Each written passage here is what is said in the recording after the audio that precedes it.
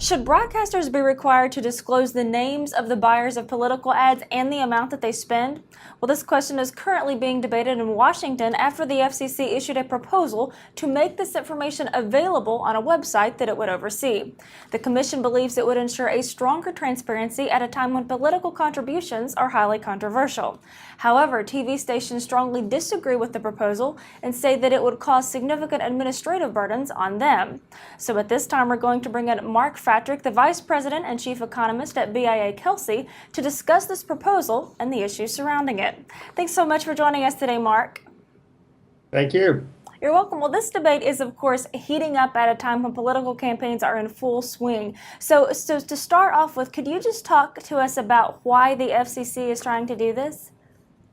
Well, the FCC is trying to, as you mentioned in your introduction, provide more transparency. Obviously, with the tremendous amount of political advertising that's being spent already in the presidential campaign and many other local campaigns, there's a concern about who's paying for it all and whether or not there are some interests that are spending an excessive amount of money. Well, some are suggesting that the FCC is trying to pick up the slack of the Federal Election Commission's job of pushing for transparency in campaign finance. So what's your take on this? Yeah, I mean, I think it's a whole effort insofar as trying to provide more transparency. I mean, as you might know, the FEC, the Federal Elections Commission, is equally split between a number of Democrats and a number of Republicans on that commission, whereas the Federal Communications Commission it has 3 Democrats, or actually not a full amount, but it's the majority of Democrats on the Federal Communications Commission. Right. So why would this mandate only apply to TV broadcasters and not to radio or cable operators as well? I guess the issue there is the weighing of the costs of following the regulations versus the benefit. While radio stations do generate some political advertising revenues, the vast majority of revenues of political ad campaigns go to television stations. So I guess the thinking at the commission is that they don't want to impose that burden on radio stations because really the benefit of greater transparency on radio isn't as significant as it is with local television stations. Well, since TV stations are already required to disclose this information, which includes names, the purchase prices, and the air dates for the political ads, to anyone essentially that comes into a station, why are they in such strong opposition to a digital database? I don't think they're in strong opposition to a digital database. I think it's the additional requirements on a daily basis that a lot of local television stations would have to bear insofar as the types of information that the commission is suggesting.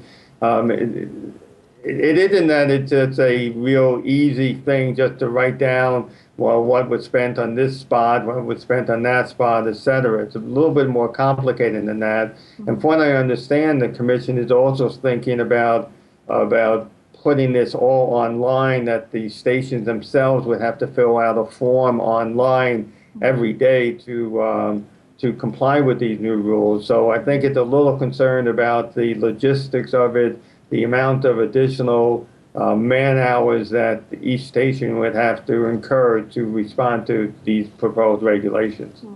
And they have also spoken out and said that they could really lose control of the pricing that they have over ads. Well, there's a whole issue. As you may know, political candidates get what's called lowest unit rate charges. They get the lowest charges that a local television station charges for a spot, even if it is a customer that's with them all 12 months, their most favorite customers. So they're real concerned about all these pricing, the lowest prices being out there, and that other advertisers will start demanding them, even though they don't have they don't commit themselves for 12 months. It's a concern. Now, on the other hand, those prices are already available. The public files that you noted are available to any advertiser, any consumer, any public citizen can go into a local television station and ask to see the public file and find out what is being spent by political candidates and at what rates. Well, FCC Commissioner Robert McDowell, who has also raised some concerns over the proposal, has said that it could be a jobs destroyer. Do you think that this is a valid claim? I think Commissioner McDowell has a good sense of what's going on, so I think he may be talking to broadcasters who have told him that this would be a real problem and may lead to possibly jobs being lost. I mean, insofar as that additional cost that local television stations may bear may affect the ability of local television stations to compete. Well, if this proposal were to receive approval, who do you think would utilize such a database? Well, the first people who will utilize it are opponent campaigns. I mean, right now they're able to go into the station and find out what their opposition is paying, what kind of ad campaign they have purchased from the station. This will obviously make it easier for opposing campaigns to monitor that. So they're the ones that will initially use it. And obviously interest groups that are concerned about overly spending political campaigns may utilize these available data a little bit more freely, more quickly. Well, last week, the FCC chairman heard the concerns from GOP members of the House Appropriations Subcommittee. So what impact, if any, do you think that this will have on the proposal? I think the FCC, like any other regulatory body that's had congressional oversight, listens to congressmen, listen to their concerns, and may act appropriately. Now, on the other hand, as I said, it's a majority Democratic commission is there, so they may be more suited to continuing on this path for this increased transparency and all these obligations for local television broadcasters. Well, where does the proposal stand at this point, and what do you expect it to happen going forward? I think it stands on the commission is obviously evaluating all the comments that were submitted. I think it may be a little too late in the game for 2012 for this to be imposed.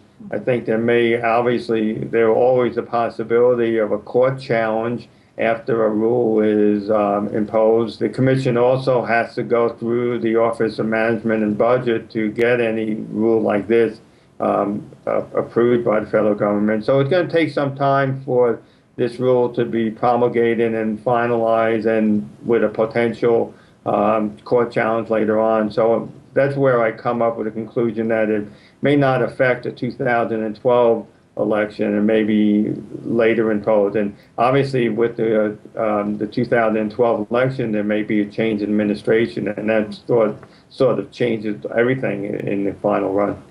Absolutely. Well, we'll see what happens. Thank you so much for sharing your perspective, Mark. We really appreciate it. Thank you for your question. Bye-bye now. You're welcome. With this WebProNews report, I'm Abby Johnson.